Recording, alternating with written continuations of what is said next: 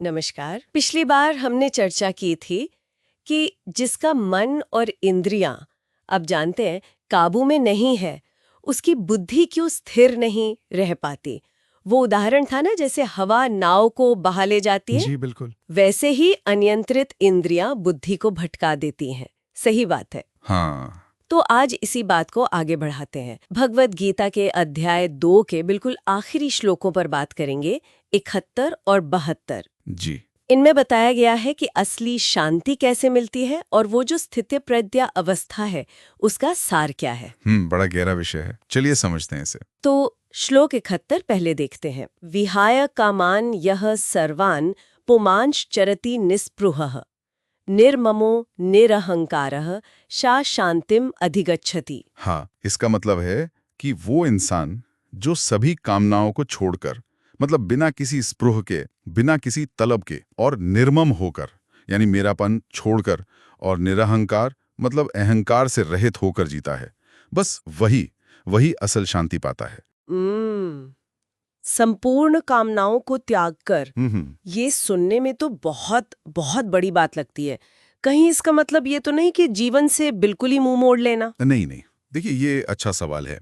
यहाँ कामनाओं को दबाने की बात नहीं है, असल में उनके जड़ को समझना है कि वो उठती कहाँ से हैं और उनसे मुक्त होना है। कामनाएं तभी होती हैं जब हम खुद को, मतलब अपनी पहचान शरीर से या मन से या बाहरी चीजों से जोड़ लेते हैं। अच्छा। तो संपूर्ण कामनाओं का त्याग मतलब उस झूठी पहचान को मिटाना, और साथ में निष्प्रहा मतलब किसी चीज की बहुत ज्यादा इच्छा न रखना। जो मिल जाए ठीक है। जरूरत की चीजों के प्रति भी एक तरह की अनासक्ति। और निर्ममा मतलब मेरा नहीं, तो क्या इसका मतलब है रिश्तों से, अपनी जिम्मेदारियों से दूर हो जाना? नहीं, दूर होना नहीं, ये है मालिक होने का भाव छोड़ना। हाँ। ये समझना कि शरीर हो, पैसा हो, रिश्तेदार हो, ये सब प्रकृति के हैं, या कहें भगवान के हैं, मेरे नहीं हैं। ये मेरापन ही तो है जो मोह और दुख लाता है। और फिर निरहंकार रहा, ये सबसे बारीक है। मैं कर रहा हूं, ये मैंने किया, इस कर्तापन के भाव से मुक्त होना। जब तक ये मैं वाला भाव है ना, तब तक पूरी शांति नहीं मिल सकती। तो मतलब कामना, स्पृहा, ममता और अहंकार, जब ये चारों पूरी तरह से शांत हो जाते हैं, तब वो परम शांति मिलती है जिसका यहाँ जिक्र है। ये तो मन की एक बहुत गहरी शुद्धि लगती है। बिल्कुल, ये अंदर की स्थिति है, बाहर के हालात पर निर्भर नहीं।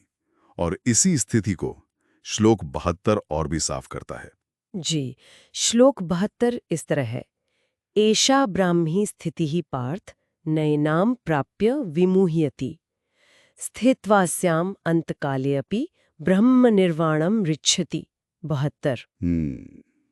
इसका अर्थ है, हे पार्थ, ये ब्रह्म को पाए हुए पुरुष की स्थिति है। इसे कहते हैं ब्राह्मी स्थिति। इसको पाकर इंसान कभी मोहित नहीं होता, मतलब भ्रम में नहीं पड़ता। और अगर अंत काल में भी, जीवन के बिल्कुल आखिर में भी इस स्थिति में टिक जाए, तो वो ब्रह्म निर्वाण को पाता है, परम शांति को। ब्राह्मी स्थिति, ये शब्द ही बड़ा वजनदार है। क्या ये कोई चमत्कार जैसी अवस्था है या ये इंसान का अपना स्वाभाविक रूप है? देखा जाए तो ये हमारा स्वाभाविक रूप ही है, बिल्कुल सहज ब्रह्म में स्थित होना। हम असल में इसे भूलकर दुनिया की बदलती चीजों में खुद को ढूंढते हैं, इसीलिए तो भटकते हैं, मोहित होते हैं। अच्छा। नैनाम प्राप्य वे मोहियति, मतलब इसे पाकर मोह खत्म हो जाता है, क्योंकि अपने असली स्वरूप का, सच का अनुभव हो जाता है।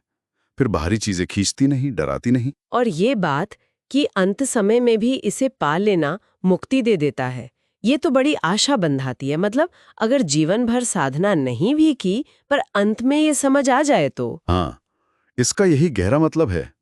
ये स्थिति इतनी शक्तिशाली है कि जीवन के आखिरी पल में भी अगर ये जग जाए, तो इंसान जन्म मरण के चक्कर से मुक्त होकर परम सत्य में मिल जाता है। यह स्थित प्रज्ञावस्था का सबसे ऊंचा फल है, पूरी आजादी, परम शांति। ये दिखाता है कि आत्मज्ञान कभी बेकार नहीं जाता, चाहे कभी भी मिले। तो संक्षेप में कहें तो इन 2 श्लोकों का सार यही हुआ कि सच्ची शांति और स्थिरता का रास्ता कामनाओं से, इच्छाओं की तलब से, मैं और मेरे के भाव से पूरी तरह आजाद होने में है। बिल्कुल, और ये सिर्फ कोई दिमागी सोच या फलसफा नहीं है, ये एक वास्तविक अनुभव करने वाली अवस्था है, ब्राह्मी स्थिति। इसे पाना ही एक तरह से जीवन का परम लक्ष्य है, क्योंकि यही मोह से, दुख से, आने जाने से पूरी तरह मुक्ति दिलाती है, सांसारिक चीजों के आकर्षण से एकदम परे। ये सब सुन के एक सवाल मन में आ रहा है जी बताइए। कि हम अपनी रोज की भागदौड़ में इन इतनी बारीक बातों पर कितना ध्यान दे पाते हैं?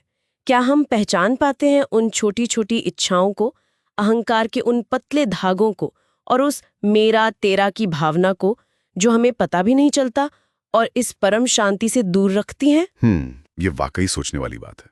खुद को देखना, आत्मनिरीक्षण करना, शायद यही पहला कदम है इस दिशा में। बिल्कुल। तो इस गहरी चर्चा को जारी रखने और ऐसे ही विश्लेषण पाने के लिए हमारे चैनल से जरूर जुड़ें, लाइक करें, फॉलो करें और कमेंट करके बताएं कि ये विचार आपके जीवन से कैसे जुड़ते हैं। जी जरूर।